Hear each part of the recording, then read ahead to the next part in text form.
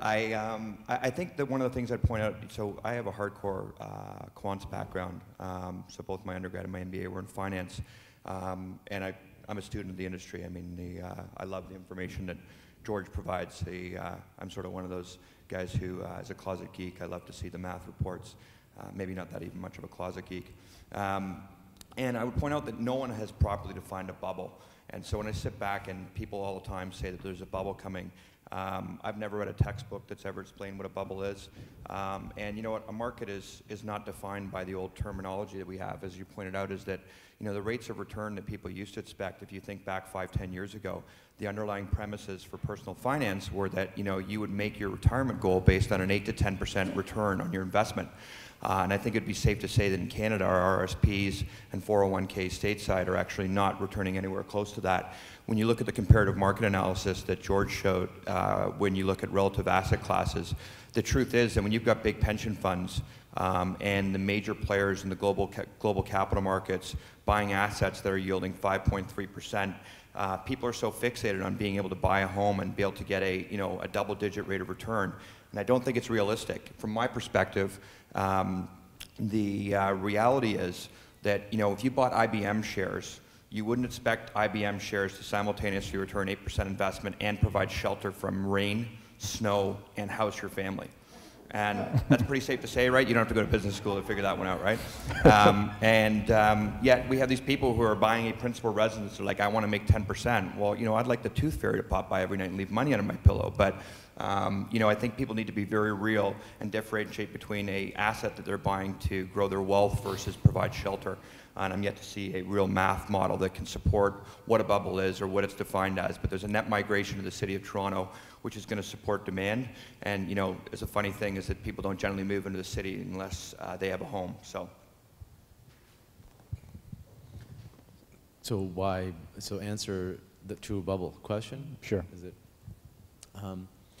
So I think bubbles by definition. So the only definition that you have one that is scientific. So to assert the metaphor that it is a bubble is I'd say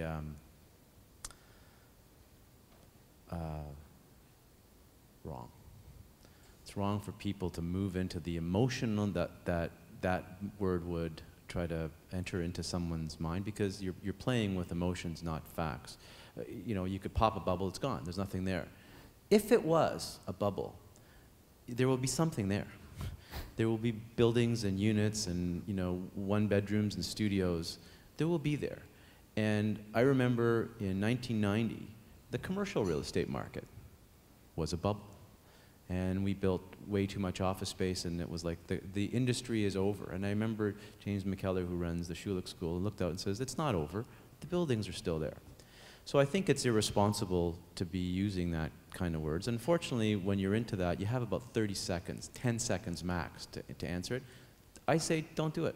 If you want to have a conversation with someone, have a meaningful conversation about it. You'll need some time.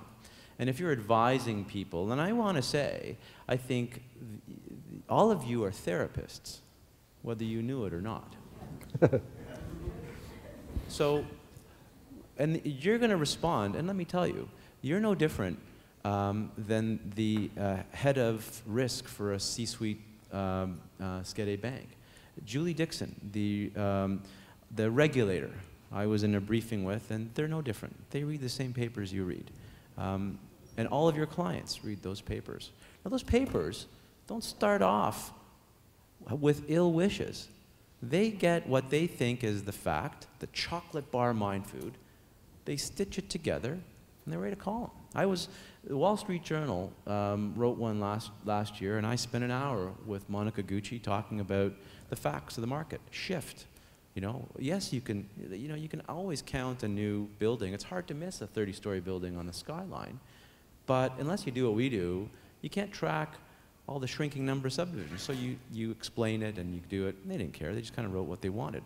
And then every hedge fund manager in New York read that and said, hey, I can short that. And you know what? They're trying. But you can't short center court shares. You can't short lifetime shares. You know what you can short? Bank shares. So you're going to see an awful lot of pressure. And look at the damage that one small little word in the English language will have. So you have ministers of finance, you have regulators, you have banks, you have builders, you have everyone responding to one little word. I say, if they really want a conversation, have one. Have real facts and inform them. And all of you have a real role in a better outcome for this market. We're going to need the housing. We're all in it together. Whether you're the investor, the builder, the lender, that's by design, it makes it better. But what will we end up with? My friend out there had a great question. It's like, where will people live? And I think we need to think that through. Because although it might be a nice idea to have, you know, a family home, we're not building them. We're not selling them, and the market's suggesting that we've shifted away from larger units to smaller units. So, where will we live? That's the ultimate question. This as an investment, having a home for people to live is an investable asset class. But I ask people, why wouldn't you just go buy CapREIT? You know, Tom Schwartz is a good manager. He can put out a, you know, you've got a good REIT, you can get a coupon clip. And for everyone that I've asked that, they said, well, can I live in it? Can my daughter go to school in it? No, you can't do that. Well, you got to pick. So if it's about bubble, I say, you know, don't even entertain it. Focus on what that person is really trying to do and answer that question rather than responding to an English metaphor. Perfect. Now, Calum, I'm sure you watch interest rates on a monthly, yearly basis. I look at them from time to time, yeah. What are the key economic factors that all of us should pay attention to in terms of predictors of interest rate movements? Well, you know, it's funny because I think people get fixated. If you're trading, you know, on an investment desk on a daily basis, you want to look at everything. But I mean, it's, you know, it boils down to essentially two key drivers. Inflation is a very big number, and employment, because employment is a predictor to demand. Some would argue GDP. If you watch those three, you can have very intelligent conversations.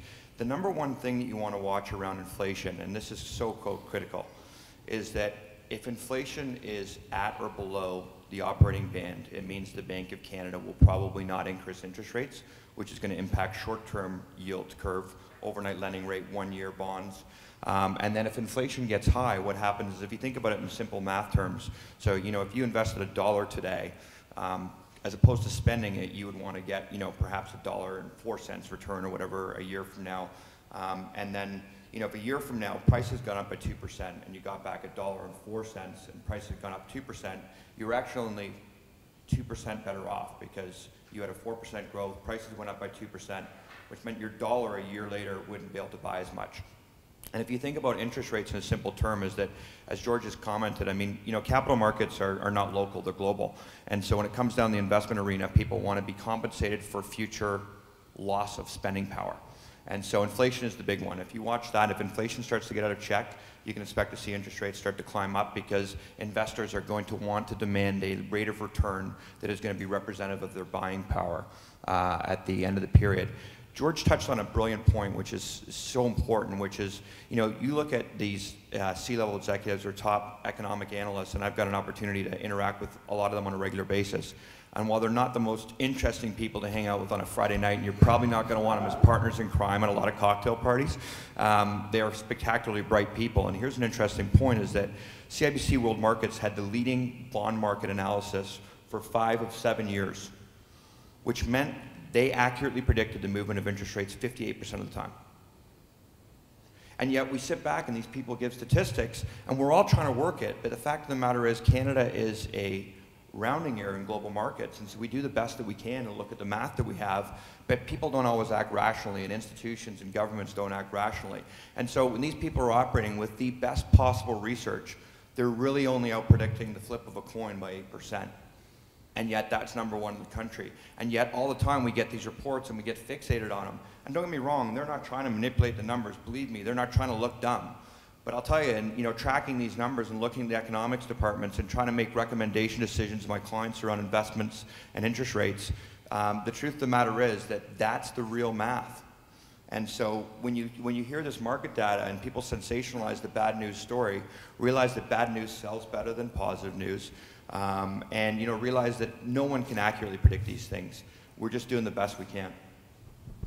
So, to the benefit of myself and everyone in the audience, when we have a client who says, what can we expect with interest rates in the next 1 or 2 years, how do you suggest we answer the question? So Canadian capital markets are still highly linked to the US capital markets, and an interesting phenomenon's happened, and there's 2 types of analysis in bond markets. There's fundamental and technical analysis similar to stocks. The simple answer is that nobody knows with certainty, but what I can tell you is that something's happened recently which no one thought was going to happen, which is the expectation that 10-year US Treasury is going to go down. And we kind of thought it was at a point where it was below the reasonable floor that it could be. So the expectation now is that interest rates are going to be staying flat and going down for a period of time. Inflation has come out much lower than expected. The employment numbers in the US are much weaker than expected. And there's still a big overflow between the Canadian and US market because it's the largest trading relationship in the world, $1 billion of trade a day. And so for people to think that we are not correlated would be unrealistic. The Bank of Canada clearly has a very tough position because we're all addicted to this new drug. It's called cheap money. And no one's got the rehab program for it. And so they would desperately love to be able to increase interest rates. And if you remember back 10 years ago from an economic standpoint, people in the Western nations said, Japan, how could they let this overnight interest rate go to 0? And what mismanaged monetary system they have. And I remember laughing as a hardcore martial artist. I have a lot of respect for the Japanese culture. And we are very much in that same position now, I believe, in Canada and the US, because we have a situation where generations almost are dependent on the short-term interest rates. And it's not just the borrowers of homes and mortgages. These is also the actual corporations themselves. And we have no idea how to take it over. We have no idea how to get it back. I mean, I can tell you that I sat through way more boring economics classes than I'd ever care to admit. And monetary policy has almost been taken off the table. There's probably no foreseeable period of time where we could go back to seeing a Bank of Canada raise interest rates by 3/4 of a point. Because if prime was at 10%, the Bank of Canada raised by 3/4 of a point, that would represent a less than 10% raise in the general level of interest rates. When your overnight lending rate means your prime rate in Canada is 3%, a 75 basis point or 0.75% increase in the level of interest rates is, you're over in double digits and you're moving up to 30% range, and that's a major shock to the system.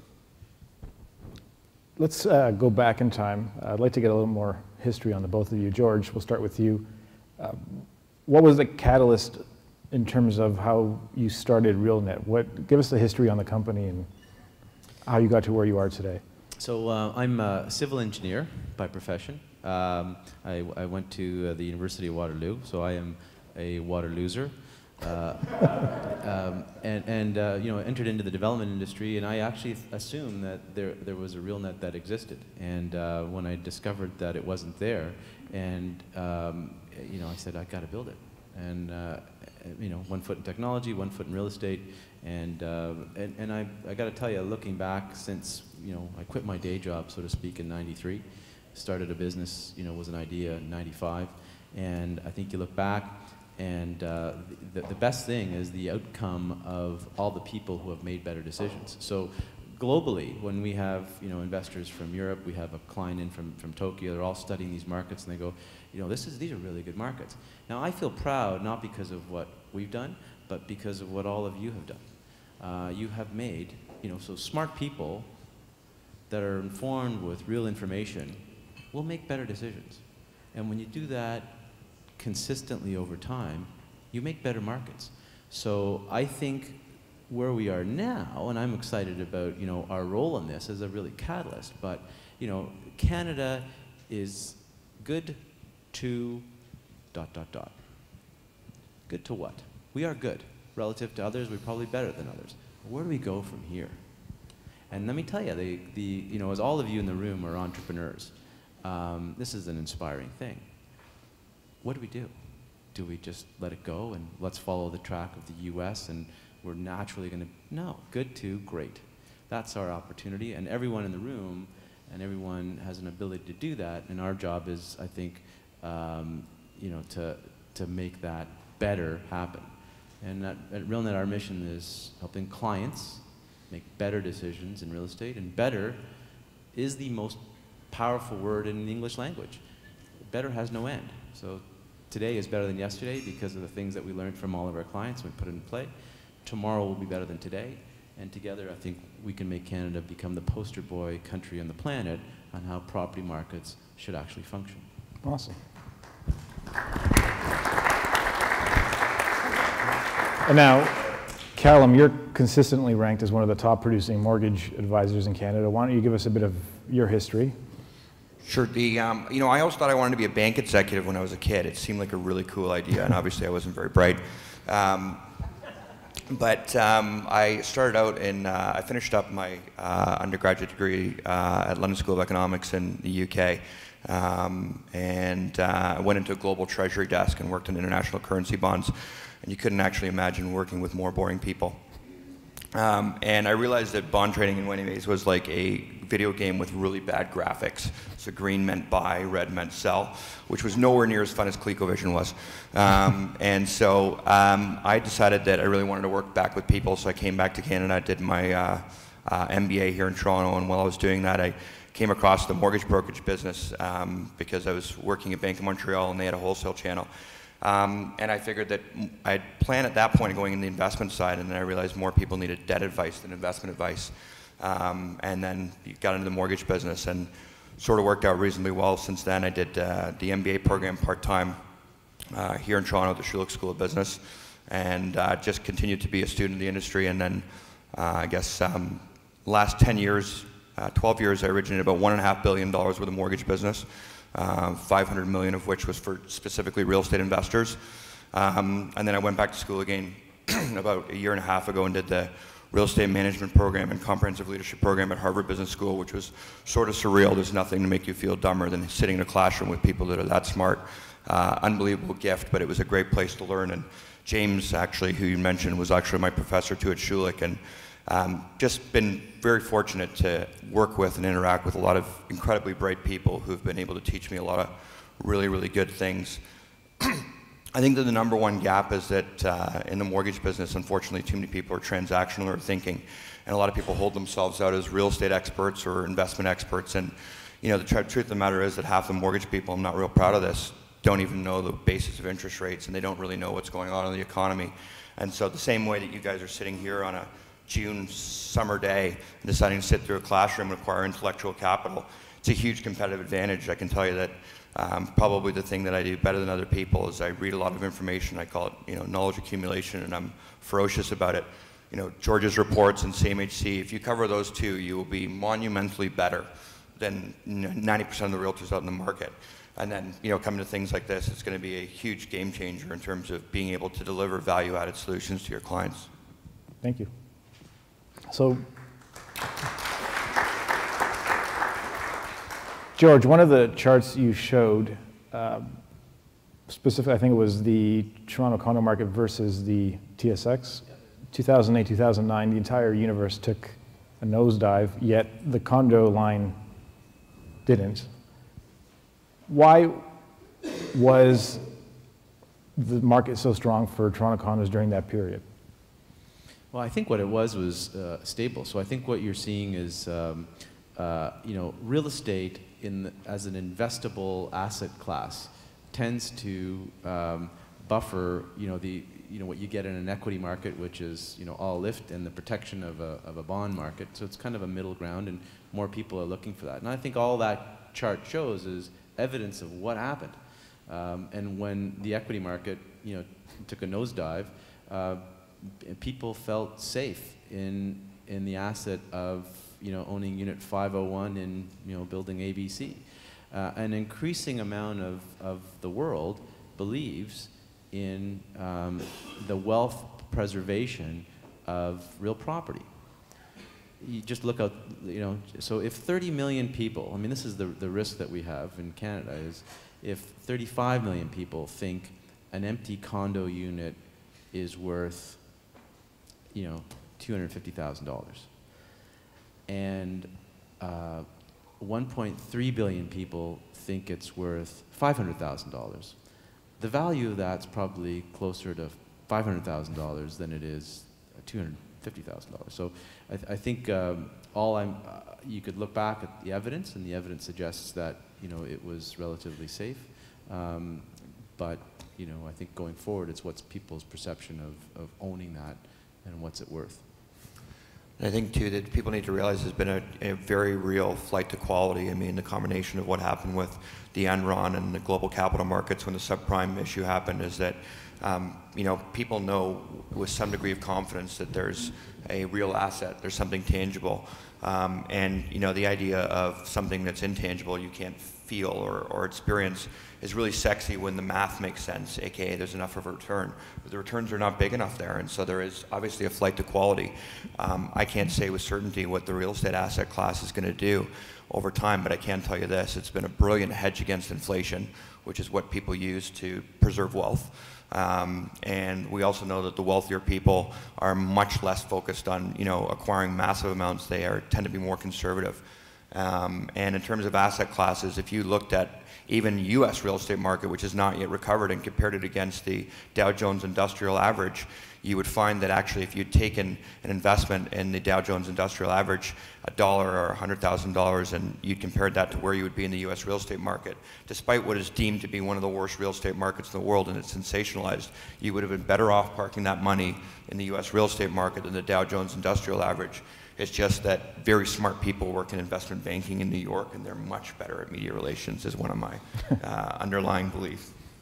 I actually have a question for all of you in the audience. What are the biggest questions you receive from your clients about the economy, about interest rates, that you would like to ask these gentlemen today? Yes? What if the prime went up to 3.5 or 3.75 next year? So the question is, what would happen if prime went up to 3.5 or 3.75? It's interesting. So we obviously look at models all the time to kind of understand what would happen there. The simple answer is no one knows. With some intelligent input, I can tell you that when the general level of historical interest rates over a 20-year context, and they say general level, it weights in a whole number of different elements that fit into the general, from everything from the overnight lending rate, which is what sets the prime lending rate, which you're referencing, to the 5-year fixed mortgage rate that's discounted, as well as the posted rate game. And what happened was the 2003 research by CMHC, who have an unbelievably strong research department, showed that a 1% increase in the general level of interest rates at that point in time, when the historical average on that average interest rate was 7.7%, a 1% increase in the general level of interest rates dropped mortgage applications by 17%. Now, you could look at that and say that's probably a pretty fair indication, but the issue being is that 3% going up by 1% versus 7.7% going up by 1% is a fundamentally different movement. I would point out that what tends to happen is consumers are irrational. And you guys have seen this. When 5-year fixed, you've got them pre-approved with a mortgage person, hopefully a competent mortgage professional that's a real pre-approval. And all of a sudden, their 5-year fixed rate is going to go up, and they're fearful it's going to expire. So to make sure they don't spend an extra $3,000 in interest rates by that 0.2% move in interest rates, they simultaneously pay $20,000 more for a house, because that was a good, sound financial decision. Follow me on the math on this. You pay $20,000 more for a house to save a 5-year fixed interest rate, for $3,000 savings. So what we know is that consumers are irrational at the front end. So what I'd suggest would happen is there would be a massive frenzy of demand, where people would be scared they'd be priced out of the market, particularly the first-time homebuyer market, because those people are much more interest rate sensitive. Higher income professionals might downsize their purchase price, but they're still going to own homes. And then what would happen is we would have to see what would happen with prices and the affordability, because people don't buy interest rates. They don't buy real estate prices. We know they buy payments. And so it's going to be a combination of the asset value of real estate and the general level of interest rates. And prime is just one indicator. Prime does not necessarily move in unison with 5-year fixed interest rates, although they are correlated. Again, the biggest driver of long-term fixed rates is inflation and the spread on the government bond, and there's a number of other elements we could get into that are more complicated and worth covering. But I will say that no one knows with certainty. It would be definitely a big jump to short-term demand, and from there it would really depend on affordability. Okay. Gentlemen, thank you very much for attending today.